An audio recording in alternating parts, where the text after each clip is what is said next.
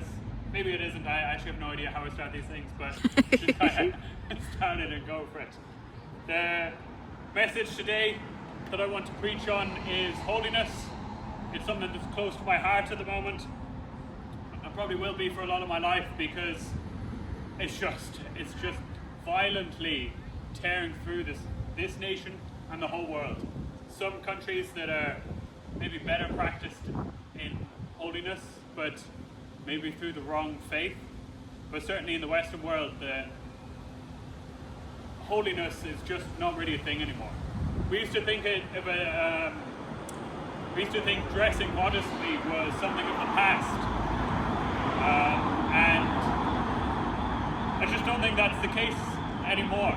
It wasn't something of the past where people just dress modestly. I feel like modesty is it's almost a taboo thing to say. It's almost taking away women's, mainly anyway, it's about women, but it's to take away women's effeminacy, or it's a feminist movement to be immodest.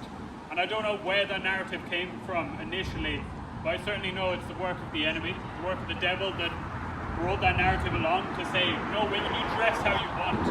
Obviously, look, I'm not trying to shame anyone on the way they dress. I'm not trying to push back on people having freedom of expression, but I think there's a degree of modesty that should be in everyone, in every way that we dress.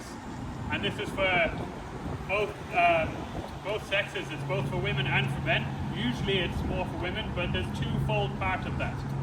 There's women who maybe dress immodestly, but then there's also the men that are craving after it in a lustful way.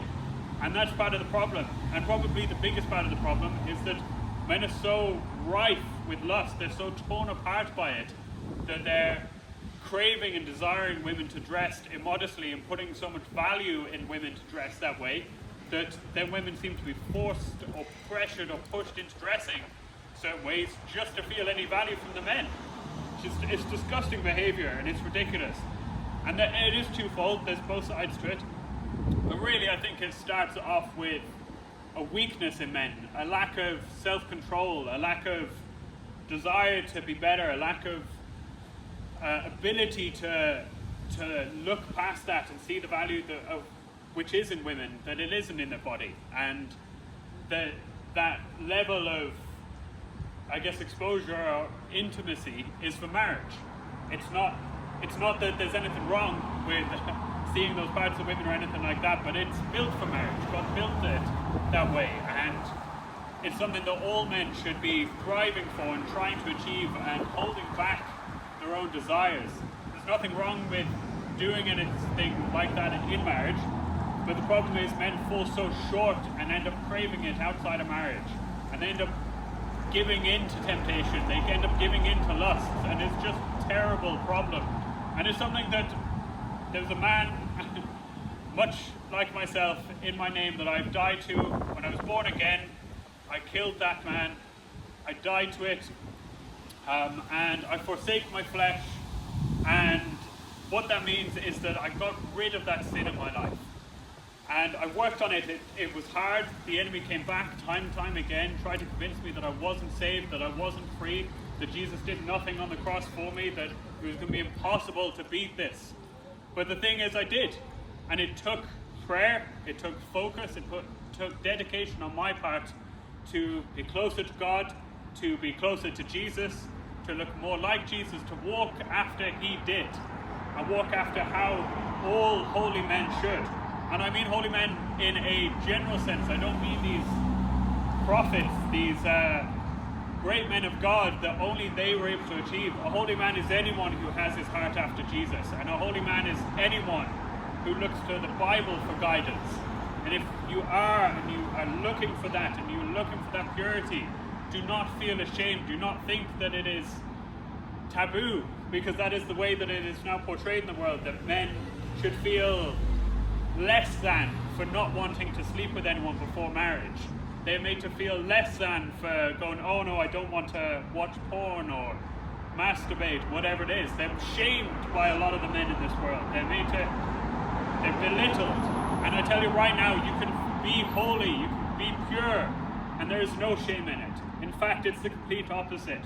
You should have absolute desire to be like that, and you should revel in it. You should be, one might almost say, proud, not in a showing off sense, but you should be happy with your accomplishment to be pure, and you should be confident to go out there and say, no, I am a holy man. No, I am waiting for marriage. No, I will not conform to social norms of masturbation, of sleeping around, of lusting after women, watching women in bikinis on TV shows, liking women that are inappropriately addressed on Instagram while you're in relationships, whatever it is. Just say no to all of that. It's possible. You can do it. If I can do it, and I did it in a relatively short time, I know that you can as well. You just need to turn your heart, your soul, your mind to God. Pray, Father, Father, I need help. Do not be ashamed to ask for help. Do not be ashamed to go to your peers within Christianity, church, and go, I need help. This is hard. I struggle. I do not know what to do. I do not know where to step first. I do not have any examples. The world is trying to pull me into lust. But be bold and go, I need help. And the Lord will help you. The Lord will guide you. The Lord will bring people into your life to show you the way forward, to walk that narrow path in holiness and become a righteous man before God. And all men should be pushing to achieve that. Because if the men aren't lusting, the women will not feel that that's where their value is. And it will be a whole cycle where we can get back to a generation where people see the value in marriage, in purity, in the sanctity of being dressing appropriately, I guess, but being modest, and just the sanctity in being a devoted man of God and a good example of what it is to be a man of faith and a man after his family and a man after his brothers and a man that pushes forwards in life to be a good example for other generations.